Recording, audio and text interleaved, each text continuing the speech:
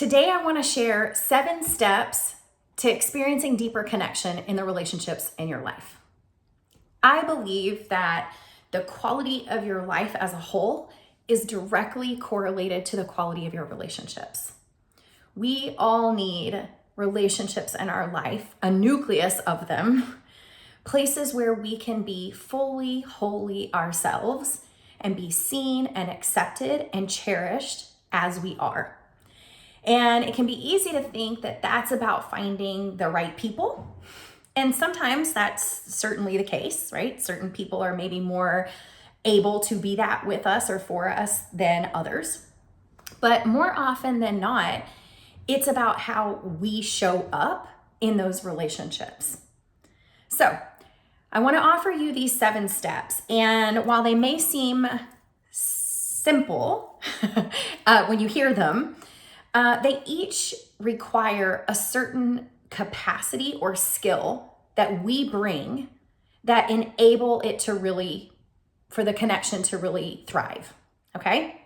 So let's jump in and you'll see what I mean. Step 1, if you want to experience deeper connection with the people in your life, crawl into the experience of your own heart. Get cozy there. Okay? So what does this mean? It means you have to know something about yourself before you can go share it or reveal it with another.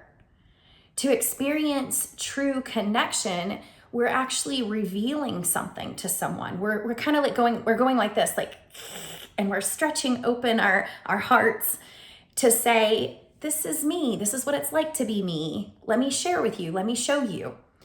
Well, we can't really share what we can't see. So this first step requires an ability to self-reflect, a certain degree of self-awareness that we can see ourselves, and then we can go and share that with another.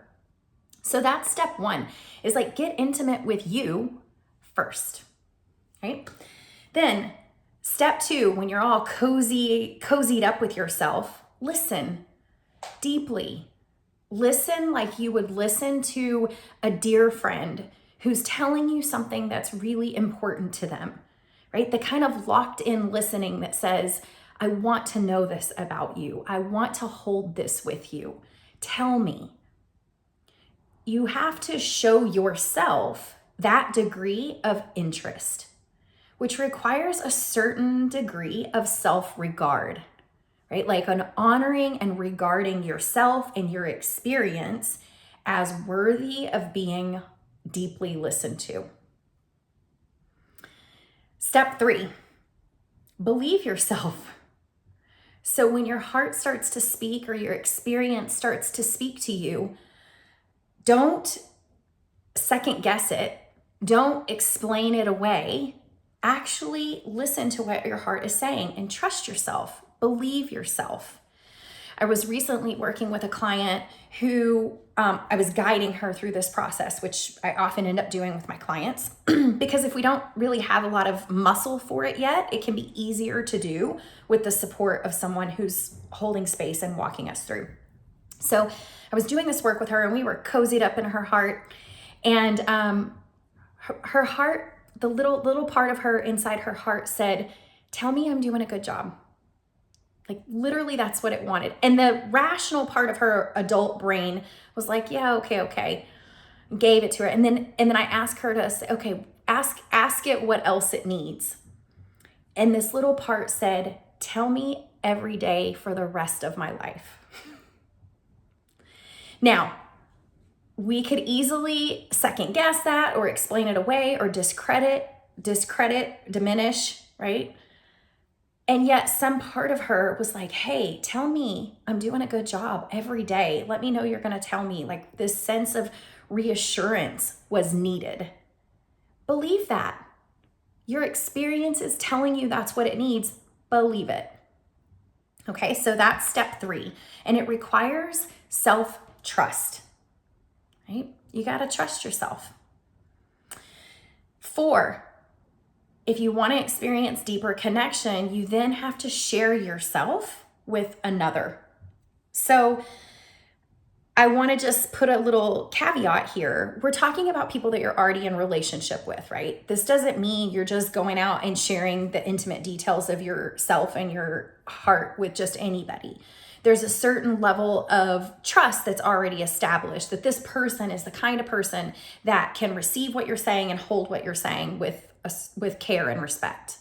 Okay, so we have to share this part of ourselves. For this client that I was referencing, if she wanted to experience deeper connection in her partnership with her significant other, for example, she might decide that she wants to share our conversation with them, right? To say to her partner, today I discovered a little part of me that's really in need of reassurance. And I didn't realize how much I actually needed that and how good it felt to receive it. So I'm just gonna start practicing like giving myself that and see what happens, right? That would be a really generous thing to offer to her partner.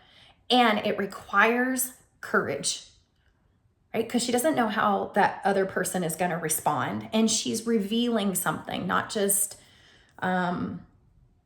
it's like there's you get what I mean, right? When I'm saying revealing, I'm trying to keep this concise as I go. I feel like I could say, 10 things about each point.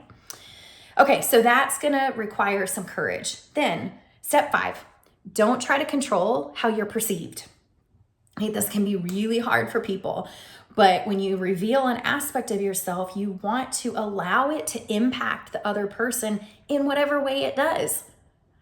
Don't try to package up your truth in a way that you think they can perceive it, right? Be willing to be misunderstood if that's what it takes. Be willing for them to have a response or a reaction that you may or may not like. Just allow your truth to land over there and have the impact that it does. Okay? This requires a certain degree of personal integrity. It's like honoring that this is my experience. I'm being courageous and I'm sharing it with you. And I'm going to hold on to what is true for me, regardless of how you feel about it or how it might change your perception of me. Right? This is me being me, the integrity that is. And you may be familiar. I love this quote. It says, I'd rather be disliked for who I am than liked for who I'm not. Right? So we're taking the risk to be fully and authentically ourselves, which is like being in our own integrity. Step 6, stay receptive and open, right? Because we want to allow your truth to impact them, and then we want to give them the space to have whatever response they have and stay grounded. So staying receptive and open allows for deeper connection, but it also requires a capacity to self-regulate and feel safe in your own body. So these are literal physical practices that you can do. This is like, take a deep breath, relax your jaw, feel your feet on the ground if you're able, your body in the seat, something that brings you into presence in your body. Soften your belly, literally, like drop your shoulders, soften your belly, physically be open to receive. And then 7, remember that connection isn't about agreeing. Agreeing with one another isn't required to be connected. It's really about getting up close and personal with each other's experience, right? It's like, oh, that's how it is for you. That's how you see it. And a willingness to be close to your truth with you and sit in that space with you.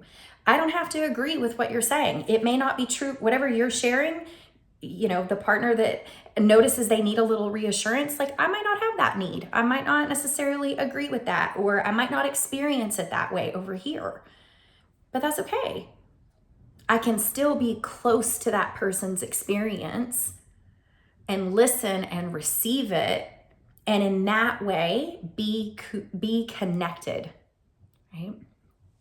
So it's not so much about finding the right people to connect with, but really about cultivating the qualities that allow us to show up as someone who's available for deep connection. All right, that's what I have for today. I hope that was helpful. I'd love to hear from you. What difference does that make if you start applying those things? Maybe you look at the 7 steps and you notice like, ooh, here would be the first place for me to focus, right? So can you identify one step that you're not so great at? And if you cultivated the capacity that went along with it, it would really serve you in having greater intimacy and connection in your life. All right, see you next time.